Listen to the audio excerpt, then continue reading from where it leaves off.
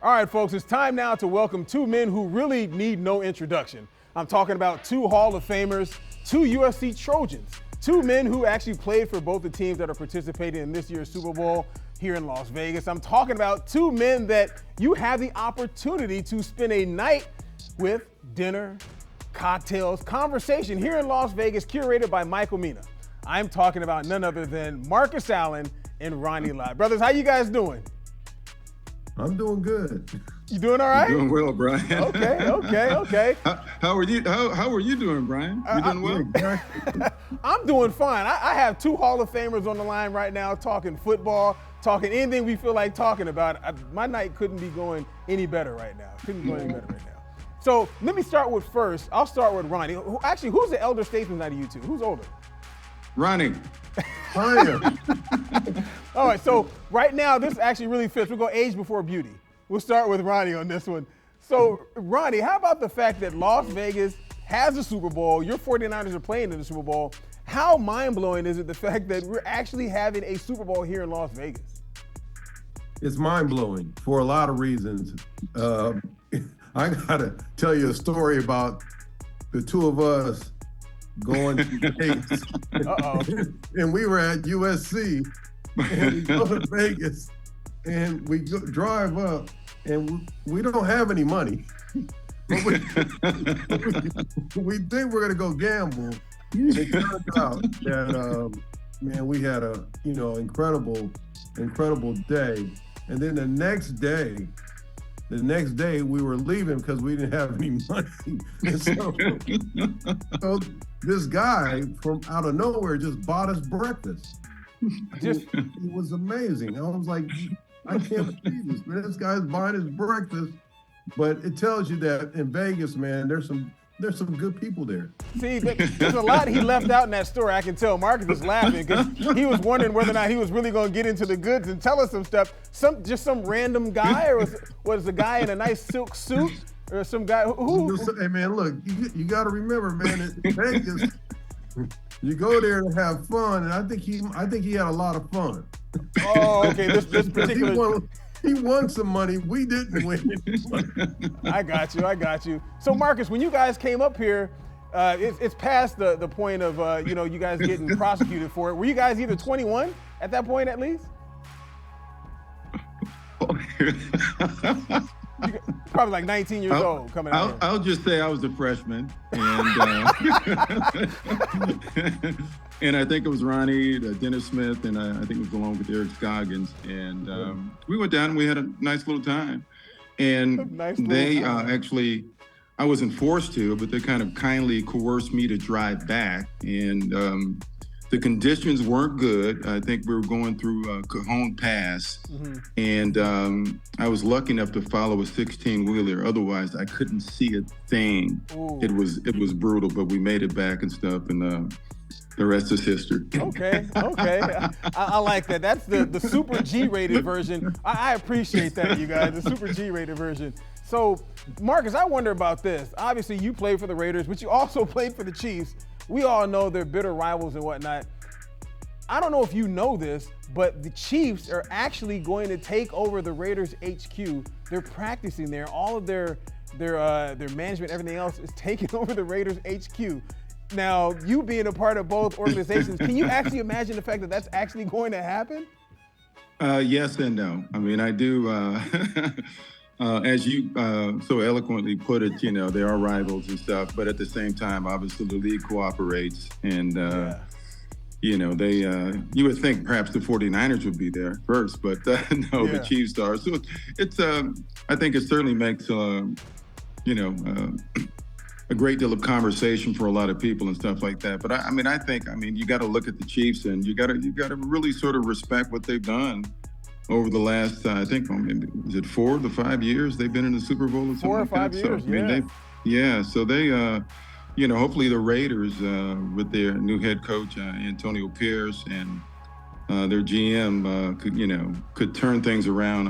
I love I'm obviously transitioning into talking about AP as opposed to the Super Bowl, but no, of course. We're in Vegas. I like how you did that, Marcus. Yeah, well, I think Ronnie, listen here. For us, the Raiders, finally have to have a guy with that, that attitude, that swagger, that the ability to inspire and motivate the players and stuff, and get the best out of them. I think that's what sort of been missing for a while, and I'm really high on him, in this upcoming year, and I think they're going to do some great things. I'm really excited about the Raiders, and hopefully one day it'll be the Raiders maybe playing a home game in Las Vegas for the Super Bowl.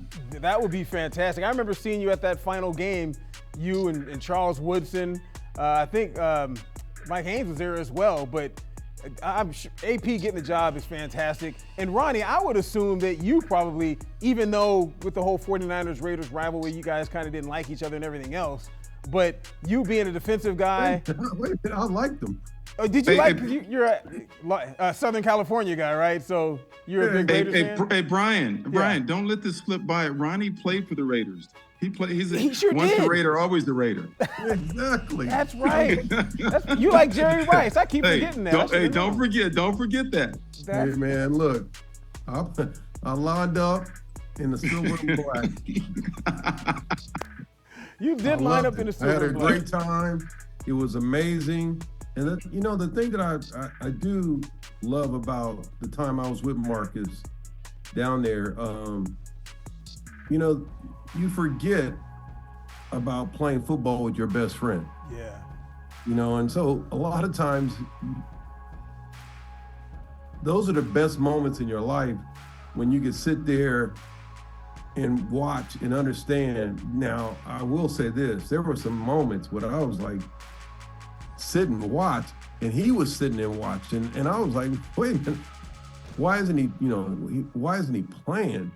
And it was for me, I've been around a lot of moments in sports, and it's probably one of the few times in my life where I've said, I've never seen anything like this, because he was arguably one of the, best player that we had on our team that year, and couldn't get on the field. And it was just, it was hard to stomach to see that, week in and week out with my best friend. And it was tough. Hey, Ronnie, I appreciate that. But as I segue into the Super Bowl. No, it's okay. I love hearing these stories, because I know what happened way back in the day when Marcus wasn't playing and whatnot. I will ask you, Ronnie, about something about the Super Bowl. I'll segue into that for you real quick. Seeing Marcus in the Super Bowl where he won Super Bowl MVP, the run that I'm sure he probably never gets tired of seeing it.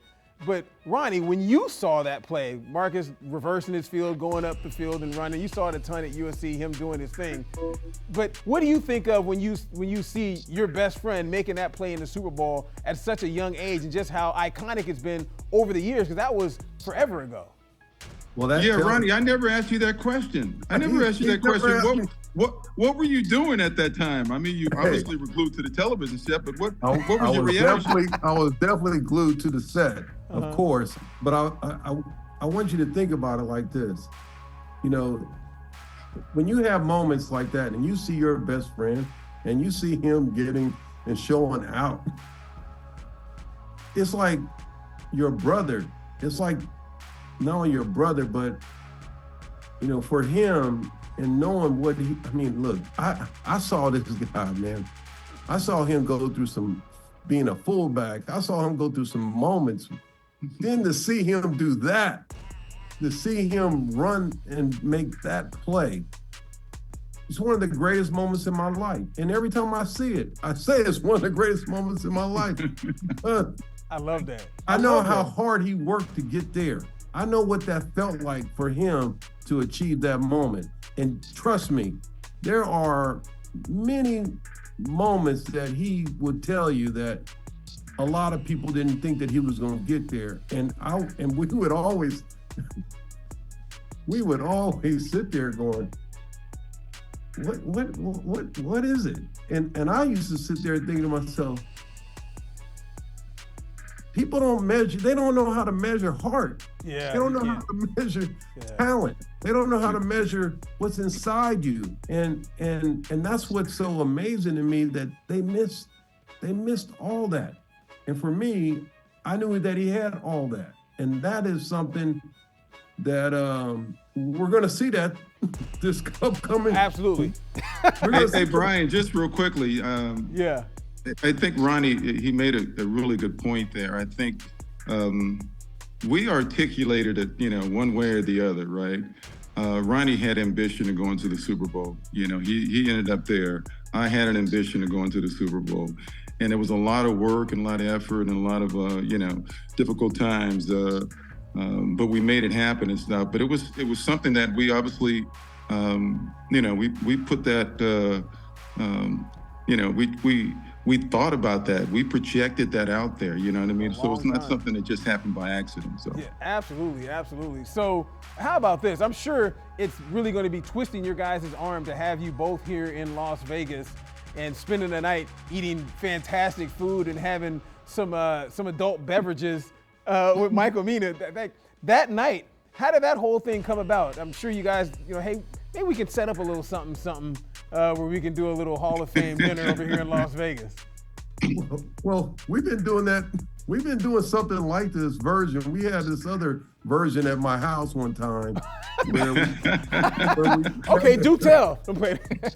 We had to dress up and cook for this group of people. And we had to put these aprons that were really kind of crazy. But we've always had these moments where we've done so many things together. And it's really, to me, not only about helping our organizations and our foundations and the things that we are so proud of in terms of how we help people, but it's also to the fact that the two of us, man, it's really knowing that we have this commitment of being able to do the best we can, man. I love to see that. About being able to do the best we can. But let me give you a little backdrop. In college, Ronnie was the chef. Oh, really? And so, yes, okay. And we all roomed together and stuff. And Ronnie, he cooked like 1,000 different versions of Hamburger Helper. So we end up taking that theme and creating a charitable event where people can come out and support, and we fed them Hamburger Helper and stuff. So that's. So hold on, did Ronnie have like a best dish that hey Ronnie, man, can you make that? Man, I'm gonna tell you right now, the best dish. Oh, here we go. You can't get anything like this dish. This is like one of the Mexican specialist hot sauce.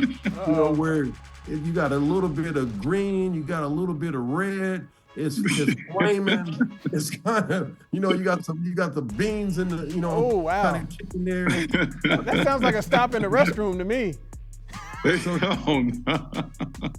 Ronnie just threw a lot of things together, and it actually turned out to be pretty good. Remember, we didn't have a NIL back then, so sure, you didn't have the NIL back then, and so it was some struggling students trying to make it and stuff. But we had a great time, and Monday is going to be obviously for charity. We're trying to do things for other people. Ronnie and I both believe you're rich by what you give and you're poor by what you keep. And so that's his, and I learned a lot from him. I mean, he was committed to helping others way back in college and stuff. Okay. And so I used to support so many other programs, but it was Ronnie who got me to start my own organization and stuff. He inspired me to do that and stuff. So we're still working together because we're still best friends and stuff. And we're like synchronized swimmers in a lot of ways. I love that. I mean, I really do love that. And something I love in kind of doing a little research it was watching you guys talk about each other for the Hall of Fame speeches. Marcus, when you're talking about Ronnie, you can hear the love in your voice. You know what I mean? Ronnie the same. When he talks about you, you can hear the love in your voice. Did you guys know each other before USC, or is that where you guys started your friendship? No. There's some things that you just can't. I guess they're just meant to be. I mean, we know the story how I started on the defensive side of the ball, and one day John Robinson comes to me and says, "Marcus, listen here, we have no running backs behind Charles White to practice. Would you come over?" And I said, I obviously jumped at the opportunity, but I remained close with all the defensive players, and especially Ronnie and Dennis and Eric Scoggins. Those were my guys. And so even though I was playing offense, I hung out with all the defensive guys.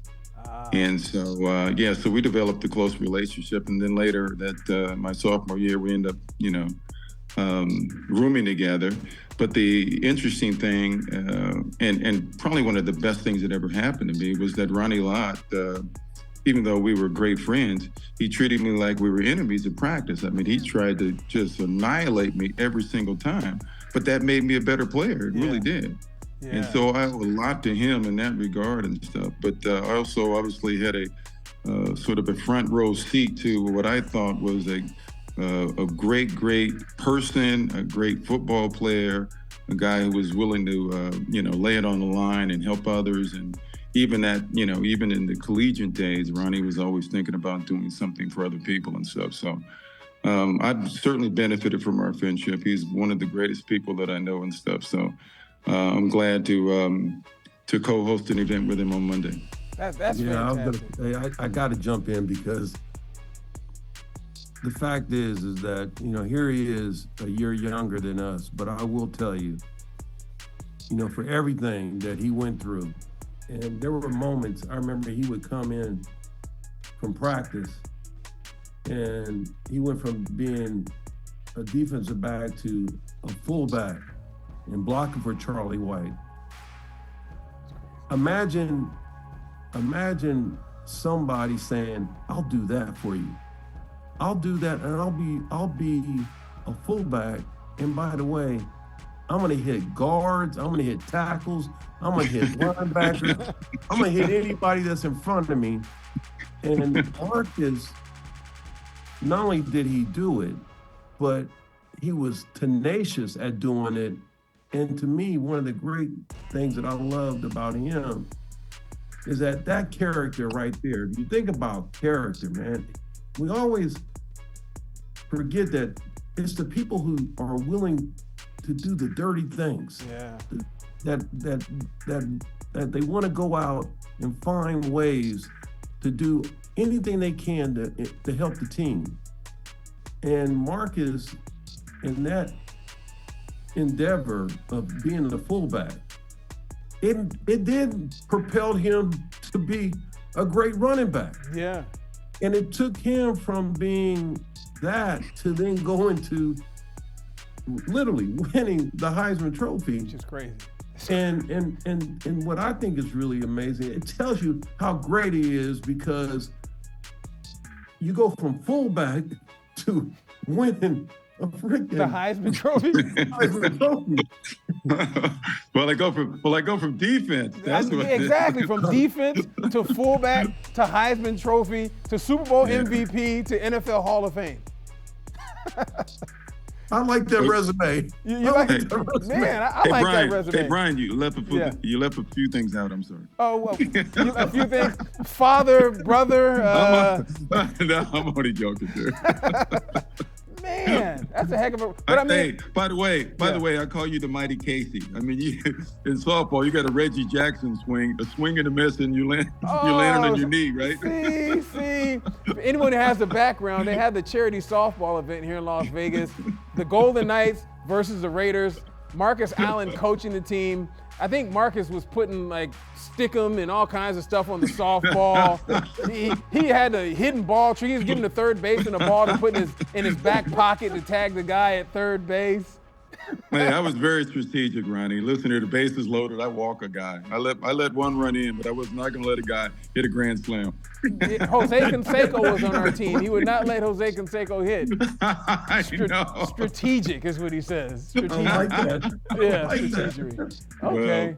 Well, hey, so I appreciate you guys coming on with me. I mean, I literally could talk to you guys forever, but I know that this Zoom is going to cut off at some point, and I don't want it to cut off in the middle of talking to you. But I wanted to say, first of all, you guys' dinner, it's on Monday, correct? Here in Las Vegas? Right. Yes. Monday night, folks can pay to have dinner with you guys, to have a few drinks, and obviously conversation. I mean, conversation, that's worth more than whatever they have to pay for that. And the food's going to be fantastic. And then we leading up to the game. Quickly, I got to ask. We'll start with age before beauty again, Mr. Ronnie Lott. Who is going to win the Super Bowl? He wins both categories, so don't worry. I don't know. There's a lot of women that are at that softball game.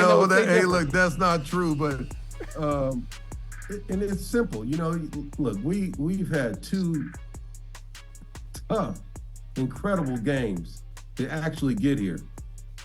So I gotta believe that, man. We gotta find a way to put on the glass slippers and just go 3 times. You know, and if we can just hit those glass slippers 3 times, I think we got a shot, because it feels like it's got to be us. It's just got to be us now. It's got to be the Chiefs. No, I'm kidding. Oh, look at the timers popping up on the screen as we're talking. Marcus, who do you have your quick prediction for the Super Bowl on Sunday? I don't have the slightest idea, but I just think it's a great matchup. Again, we have Mr. Irrelevant, and he's far from that. Yes. And then you got arguably one of the best quarterbacks that have ever played the game in a very short period of time. You just never know, and that's why hopefully it'll be such a great game. Everybody's sitting at the edge of their seats and waiting in anticipation, and it goes down to the very last second. That's all I want to see. There we go. Quickly, I wanted to ask Ronnie this. Have you been in Allegiant Stadium yet? Yeah, with Marcus. Okay. I don't remember seeing you there. Okay, so you had already been in Allegiant Stadium. What'd you think of the actual stadium? It's really nice, isn't it? I think it's bananas. Well, first of all, we were celebrating Reggie Jackson's birthday, and I saw him down. That was unbelievable to be with Reggie and his friends, and Mark Davis being there, and it was just a phenomenal night. And so, yeah, I've been there. It's incredible. It's a phenomenal facility, and I hope to see a lot of amazing Raider. I hope to see a lot of 49er fans. Once a Raider, always a Raider, right, Marcus? That's right, always a Raider. Yes, and quickly, as I just want to say this last thing though, I got Ronnie this year, and hopefully he enjoyed it, right? Because I tell you, teammates are your teammates, regardless of what organization they play for. Ronnie came back for his first alumni visit with the Raiders this past summer, and he really enjoyed it. So we told him, dude, you got to come back. They say once you're a Raider, always a Raider. There's guys that only played 1 game, and they're always invited back. So it's always good to have former players come back and enjoy. Thank you very much. I agree. It was a pleasure for me to meet you, Mr. Ronnie Lott. You're fantastic. Marcus, my guy, I see you all the time, man. You see him all the time. Yeah, no, I enjoy talking to you. You and your brothers. Your brothers are all good people as well, man. So I appreciate you guys coming on and talking with me. And I'll see you guys during the Super Bowl, and I'll see you over at the event as well. I appreciate you. You got it, man. Thank you. Appreciate it. All right, guys. Thank you. Bye. Bye-bye.